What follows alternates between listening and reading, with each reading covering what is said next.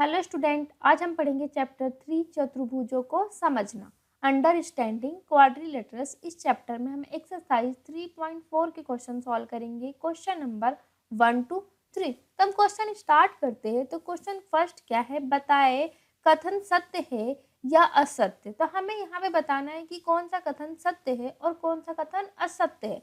तो ए क्या है, सभी आयत वर्ग होते हैं। क्या सभी आयत एक वर्ग हो सकते हैं? तो आयत में क्या होती है, सम्मुख भुजाएं समान होती है। ये एक आयत है तो इसकी सम्मुख भुजा क्या है, ये, यानी कि ये दोनों भुजाएं समान है और इसकी सम्मुख भुजा ये है तो ये इसके समान है। वर्ग में क्या होता है, सभी भुजाएं समान होती है, चारों भुजाएं क्या होती है, इसकी समान होती है। तो क्या एक आयत वर्ग हो सकता है? नहीं हो सकता है, क्योंकि आयत में क्या होती है, दो भुजा आमने सामने की समान होती है और वर्ग में चारों भुजा समान होती है, इसीलिए क्या हो जाएगा, असत्य। ये कथन क्या है, असत्य। बी क्या है, सभी समचतुर्भुज समांतर चतुर्भुज होते हैं। तो समचतुर्भुज क्या होता है, समचतुर्भुज में क्या होती है, चारों भुजाएं समान होती है, यह है समचतुर्भुज, इसकी चारों भुजाएं समान है। और समांतर चतुर्भुज में क्या होता है, सम्मुख भुजाएं समान होती है, इसके सम्मुख ये है और इसके सम्मुख ये है, मतलब ये समान होते हैं एक दूसरे के। तो हमें बताना है कि क्या समचतुर्भुज समांतर चतुर्भुज है। तो समचतुर्भुज ये है और समांतर चतुर्भुज में क्या होती है, सामने की भुजाएं समान होती है। तो ये भुजा इसके समान है इसमें भी और ये भुजा इसके समान है, तो देख रहे हैं इसमें लागू हो जा रहा है। तो ये कथन क्या हो जाएगा, सत्य। समचतुर्भुज समांतर चतुर्भुज होते हैं। अब सी, सभी वर्ग समचतुर्भुज और आयत भी होते हैं। अब क्वेश्चन में क्या कह रहा है कि सभी वर्ग और समचतुर्भुज आयत भी होते हैं। वर्ग और समचतुर्भुज में क्या होती है, इनकी सभी भुजाएं आपस में बराबर होती है। जैसे कि यही ले लेते हैं, इसकी क्या है, सभी भुजाएं बराबर है, ये वर्ग भी है और समचतुर्भुज है। तो क्या ये आयत भी है? तो आयत में क्या होती है, सामने की भुजाएं बराबर होती है। तो इसमें भी देख रहे हैं कि सामने की भुजाएं तो बराबर ही है ना, ये भुजा इसके बराबर है और ये भुजा इसके बराबर है, यानी कि एक आयत भी है, क्योंकि इसमें भी सामने की भुजा बराबर देखनी है। आयत में आमने सामने की भुजाएं बराबर होती है। तो हम देख रहे हैं कि वर्ग और समचतुर्भुज में भी क्या हो रहा है, सामने की भुजाएं बराबर है, तो ये भी कथन क्या हो जाएगा, सत्य। डी, सभी वर्ग समांतर चतुर्भुज नहीं होते। अब इसमें क्या कहा है कि सभी वर्ग समांतर चतुर्भुज नहीं होते। तो वर्ग और समांतर चतुर्भुज अभी हमने देखे थे कि वर्ग एक समांतर चतुर्भुज हो सकता है और यहाँ क्या बोला है, नहीं होते। तो ये क्या हो जाएगा, असत्य, क्योंकि वर्ग में चारों भुजाएं बराबर होती है और समांतर चतुर्भुज में सामने की भुजाएं बराबर होती है। तो वर्ग में जो सामने की भुजाएं होती है वो तो समांतर चतुर्भुज के ही लागू होते हैं, उसमें भी भुजाएं बराबर होती है आमने सामने की। तो इसीलिए ये क्वेश्चन क्या हो जाएगा, असत्य। इसमें बोला नहीं होते, जबकि क्या होगा कि होते हैं, तो ये क्या हो जाएगा, असत्य। अब ई, सभी पतंगे समचतुर्भुज होते हैं। अब इसमें क्या बोला है, सभी पतंगे समचतुर्भुज होते हैं। तो पतंग कैसे बनता है, ये पतंग है, हमने यहाँ पे पतंग बनाया। तो पतंग में क्या होता है कि भुजाओं का एक युग्म समान होता है। जैसे कि ये भुजा और ये भुजा का युग्म क्या है, समान है, मतलब ये भुजा इसके बराबर है और इसमें ये भुजा इसके बराबर है। इसमें भुजाओं का एक युग्म क्या है, समान है और ये कोण इसके समान होता है, तो ये पतंग होता है। और समचतुर्भुज में क्या होता है, सभी भुजाएं समान होती है, इसमें सभी भुजाएं समान होती है। तो बोला है पतंग समचतुर्भुज हो सकता है, तो हम कहेंगे असत्य, क्योंकि इसमें देख रहे हैं कि इसमें केवल एक भुजाओं का युग्म समान होता है और समचतुर्भुज में चारों भुजाएं समान होती है, इसीलिए ये क्या हो जाएगा, असत्य। एफ, सभी समचतुर्भुज पतंग होते हैं। अब यहाँ पे जस्ट उल्टा बोला है कि सभी समचतुर्भुज पतंग होते हैं। तो हम यहाँ पे देख लेते हैं, समचतुर्भुज ये है। अब पतंग में क्या होते हैं कि भुजाओं का एक युग्म समान होता है। तो समचतुर्भुज में भी ये भुजा इसके समान है, एक युग्म क्या है, समान ही है ना, ये भुजा इसके समान है, तो एक युग्म समान है, तो इसीलिए क्या हो जाएगा, सत्य। जी, सभी समांतर चतुर्भुज समलंब होते हैं। अब समलंब क्या होता है कि समलंब में कम से कम एक भुजाओं का युग्म क्या होना चाहिए, समांतर होना चाहिए। तो और समांतर चतुर्भुज में क्या होता है, सामने की भुजाएं क्या होती है, समांतर होती है। तो यहाँ पे ये है समांतर चतुर्भुज। ये क्या है? समांतर चतुर्भुज। और समलंब में क्या होती है? एक भुजाओं का युग्म समान होना चाहिए, जैसे कि हम बनाते हैं यहाँ पे ये समलंब हो गया। क्यों? क्योंकि इसमें एक भुजाओं का युग्म क्या है? समान है, और ये भुजाओं का युग्म समान नहीं है। तो समलंब में एक भुजाओं का युग्म क्या होना चाहिए? समांतर होना चाहिए। और समांतर चतुर्भुज में क्या होती है? आमने सामने की भुजाएं क्या होती है? समांतर होती है। तो सभी समांतर चतुर्भुज समलंब है। हम देख लेते हैं समांतर चतुर्भुज ये है। क्या ये एक समलंब भी है? तो समलंब में क्या है? कम से कम एक भुजाओं का युग्म समांतर होना चाहिए। तो देख रहे इसमें भी एक भुजाओं का युग्म क्या है? समांतर है। तो ये कथन क्या हो जाएगा? सत्य।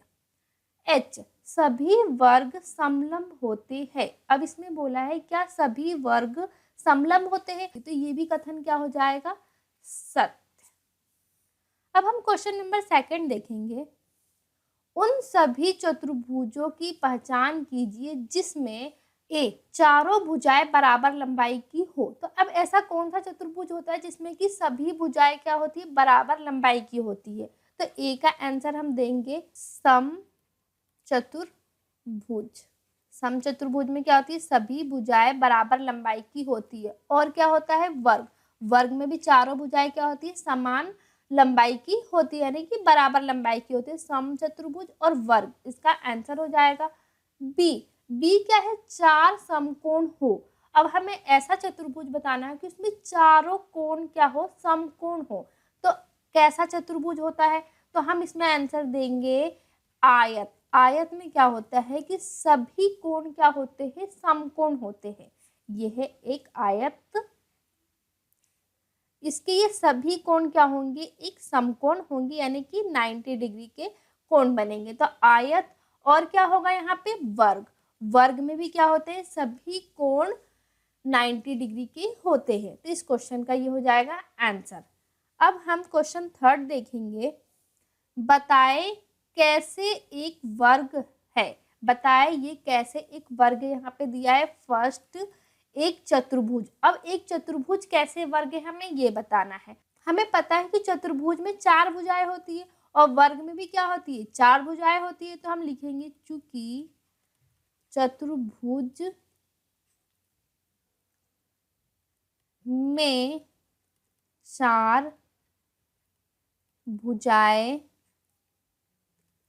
होती है और वर्ग में भी क्या होती है? 4 भुजाएं होती है। तो वर्ग में भी 4 भुजाएं होती है, इसलिए यह एक चतुर्भुज है। इसका आंसर हो जाएगा। सेकंड क्या बोला है? एक समांतर चतुर्भुज। तब बताना है कि एक समांतर चतुर्भुज क्या एक वर्ग है। तो हम यहाँ पे लिखेंगे चूंकि समांतर चतुर्भुज की सम्मुख भुजाएं समान होती है और वर्ग की भी क्या होती है? सम्मुख भुजाएं समान होती है। वर्ग और वर्ग में भी सम्मुख भुजाएं समान होती है, इसलिए यह एक समांतर चतुर्भुज है। इसका आंसर हो जाएगा 3rd। अब हमें क्या बताना है? एक समचतुर्भुज। अब बताना है कि कैसे एक समचतुर्भुज है। तो हम यहाँ पे लिखेंगे चूंकि समचतुर्भुज की चारों भुजाएं